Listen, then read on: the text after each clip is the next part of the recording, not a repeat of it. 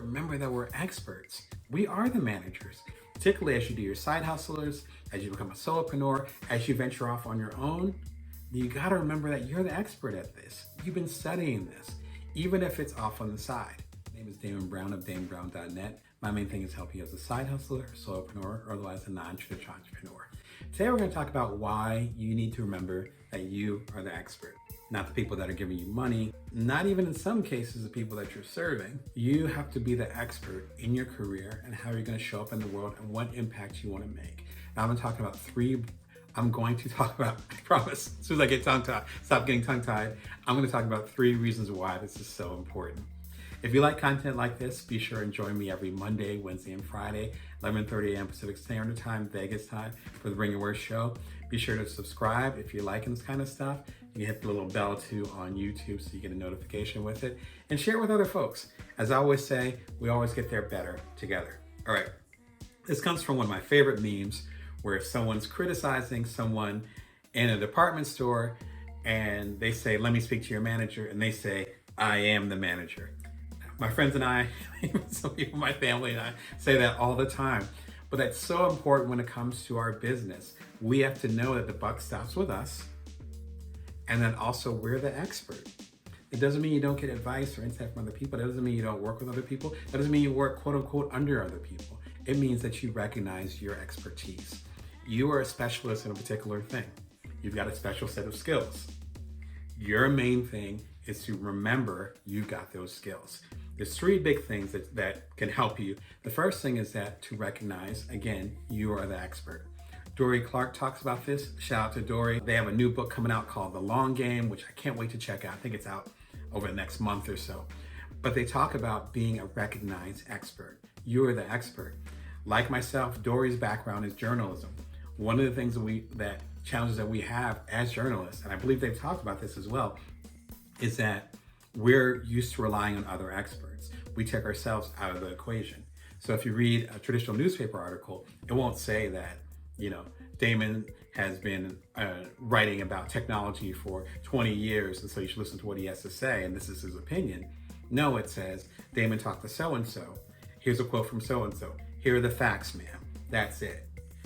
My biggest challenge, and I think Dory had similar challenges that they've written about in the past, is transitioning from that and saying, wait, no, I'm the expert. I found that when I did co-founded my startup called Cutler, which connects people for hugs. So again, using technology to facilitate intimacy. I'm a longtime writer for Playboy. I've been writing about it for years. I've written books about technology and intimacy.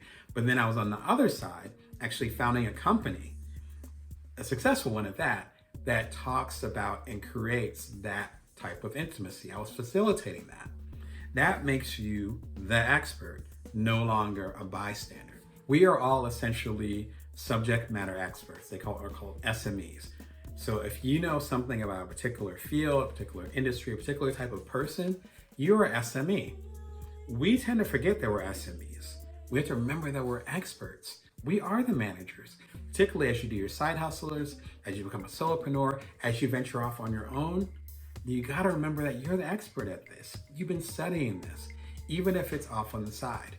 Again, with my technology stuff and me understanding technology and intimacy, I've always been interested in technology since when I was my youngest son's age, back when I was a toddler. So even though I didn't formally study technology until much later, when I went to undergrad and studied some computer programming, I've been studying it all along. So for me to utilize technology, such as YouTube, for me to help coach people about technology, as I do with my one-on-one coaching at DamonBrown.net, and how to leverage technology to do time management and other things, and to have a more balanced life, I've been an expert at this for many, many years, if not decades. We tend to forget that. So number 1, remember you are the expert. Number 2, more than anyone else, my fingers together. Number 2, more than anyone else, you know who you serve. When we were working on Cutler, we talked to quite a few venture capitalists.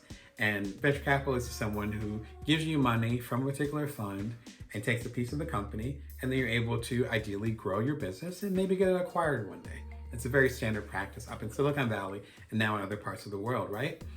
When we were working on Cutler, we had 100,000 users within the first week, which is huge for any app. You'd have to be a Microsoft or Apple or something like that to have those numbers back then. It was almost 10 years ago now. We're talking to venture capitalists in Silicon Valley, overseas, because my co-founders were overseas, and they didn't believe that we went viral. Like, they believed it, like the metrics were there. They believed us. We're going to cover the Wall Street Journal, all this stuff. But they didn't believe in the formula. They didn't believe in the sauce, as Will Lucas would say. Shout out to him. I have an interview that I did with him a little while ago. I'll put the link up. But we didn't have they didn't believe we had the sauce. They weren't willing to give us funding. Now, we weren't sure if we wanted funding because we were bootstrapping the whole thing, which meant we used our own money, but they weren't sure about the funding. And they kept us on pause for a little while. As we were on pause, we had 250,000 users. By the time they figured out what was going on, our company got acquired and we got checks. They could have been part of those checks, but they didn't. More importantly though, and more important to you, what if we waited for the VCs to say, yes, you have a good idea? We wouldn't even have gotten off the ground. Remember, we bootstrapped it. So we just started with what we got. And there's so many stories. Almost every single success that I've had in my career, all of them occurred when other people didn't see the vision that I saw. But I'm the expert. I am the manager, particularly when it comes to my career. As I talk about in the new book, Career Remix, you have to be CEO of your own career. I have one about quitting your job, and also another video from Adam Grant, shout out to him, about looking at your business or your place of work as family. But as I talk about in that and in my new book, Career Remix, you have to be CEO of your own career. Otherwise, it's not going to work. That also applies to whom you're serving. You know whom you're going to serve more than anybody else. Any intelligence you get from them is gold. If you're not serving the people that you're supposed to be serving, then insight from a VC or another CEO or something isn't going to help you anyway. Number 3, if you don't recognize that you're that recognized expert, then you're going to be too late. I talk about this in a video that I have about Warren Buffett, and he talks about when people are fearful, that's when you're greedy. When people are greedy, that's when you're fearful. His words are very extreme, and he's talking about money because obviously he's a major investor, but this also applies to you going after these things that you have again in your vision. If you're waiting for that cosign, you're going to be too late. That occurred with any startup, any type of creation where what is the first thing that people say when they create something? I had this idea and I was sharing it with people, and people said, you're crazy. People said that's never going to work. People are saying people don't need that. But I saw my vision and I stuck to my vision and I built from now. And it's often when people are talking about this, it's several years later and they're on the stage somewhere and they're a millionaire, or they have this major company, or they have a bestseller, or whatever metrics you want to use. They say that after the fact. While they're on their journey though, it was pretty damn lonely. The only reason why they continued on that journey is because they remember they were CEO of their own career, and they remember that they are the manager. You are the manager. You are the CEO. So I don't care what mentorship you have. I don't care what your folks say. I don't care whatever. You're ultimately the CEO of your career. That's it. The buck stops with you. That's it. End of story. You are the manager. Once you recognize that you are the manager, then you can make some good ass decisions. If you're enjoying this programming, be sure to subscribe at youtube.com/BrownDamon. Again, Bring Your Worst show every Monday, Wednesday, and Friday, 11:30 a.m. Pacific Standard Time, Vegas time.